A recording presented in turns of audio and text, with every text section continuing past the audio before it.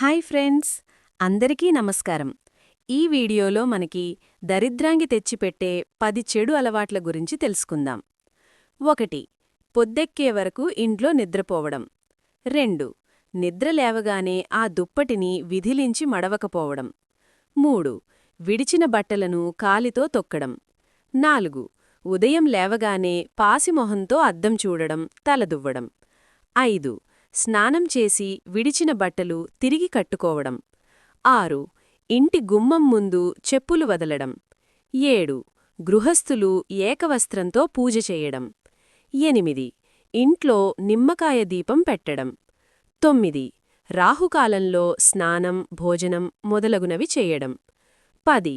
స్నానం చేసి తుడుచుకున్న టవల్ను తలుపు మీద వేయడం. ఈ 10 అలవాట్లు మనకి ఉన్నట్లయితే వాటిని మార్చుకోవడం మంచిది.